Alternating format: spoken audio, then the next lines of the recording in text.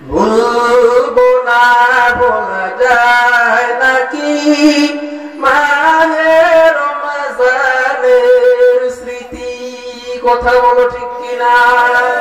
ভুলবো না বলা যায় নাকি মাহে রমজানের স্মৃতি, এ মাসের কত ফজিলত জানো কি মুসলিম জাতি,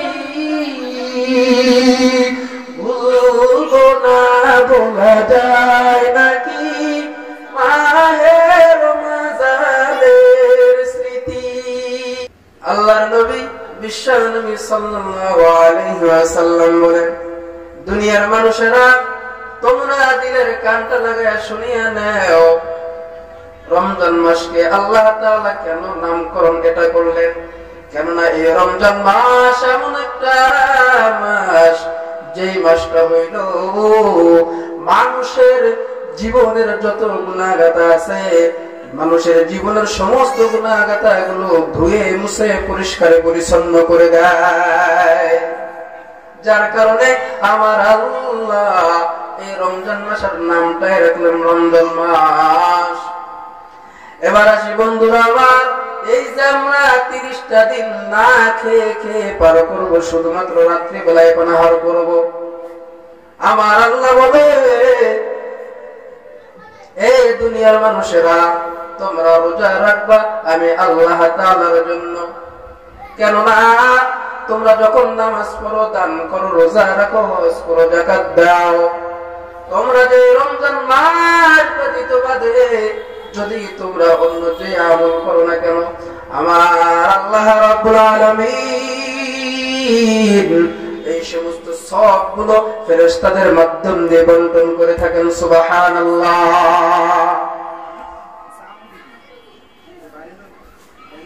কিন্তু এই যে রমজান মাস, এই রমজান মাস এমন একটা মাস, আমার আল্লাহ বলে as-sawli wa ana ajzi bi, এ দুনিয়ার মুসলমানেরা আমার আল্লাহ তাআলা বলে, তোমরা বান্দা রোজা রাখবা আমি আল্লাহর জন্য, আর এই রোজার প্রতিদান আমি আল্লাহ তাআলা নিজেই দিব।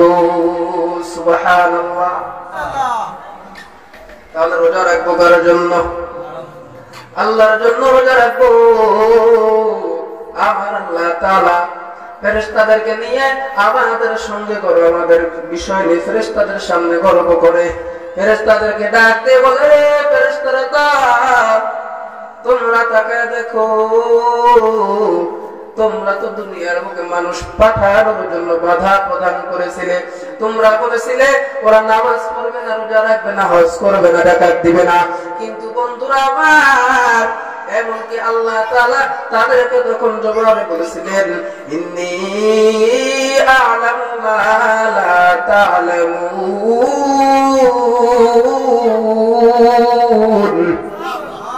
আমার আল্লাহ বলেছিলেন, এ ফেরেশতারা দল, তোমরা যা জানো আমি আল্লাহ যা জানি, তোমরা ফেরেশতারা কখনোই তা জানো না।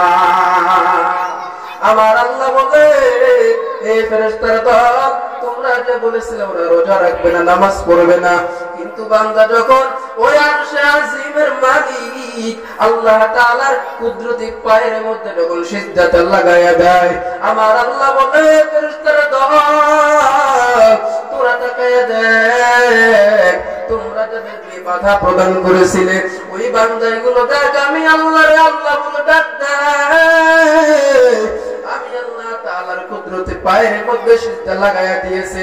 এই ফেরেশতারা তোরা দেখ ওই বান্দাগুলো আমি আল্লাহ তাআলার কাছে কি চায়, যদি তোমরা গুনাহের জন্য কিছু চাও, আমার আল্লাহ তাআলা বলে, রে বান্দা যা যা, আমি ওই বান্দাকে আমি আল্লাহ তাআলা maaf করে দিলাম।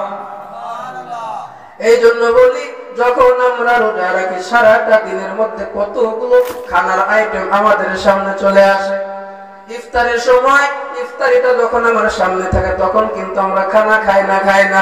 ফেরেশতাদেরকে বলে, আল্লাহ বলে, ফেরেশতারা বল তোরা তাকায় দেখ,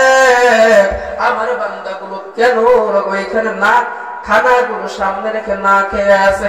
ফেরেশতা বলে আল্লাহ এটা মাত্র তোমার ভয়, তোমার ভয়ের কারণে গো আল্লাহ, তোমার ভয়ে তারা খানা খায় না, ইফতারি করে না। বলে কেন? বলে তোমার হুকুম যতক্ষণ না পর্যন্ত জারি হবে, যতক্ষণ না মাগরিবের আযান দিবে, ততক্ষণ পর্যন্ত একটা বান্দাও খানা মুখে দিবে না। এমন মুহূর্তে আমার আল্লাহ জানাইয়া দেয়, ইফতারের সামনে লইয়া সারাদিন রোজা রাখিয়া ইফতারের সামনে লইয়া আল্লাহর দরবারে যখন হাত উঠাইয়া দোয়া করা হয়,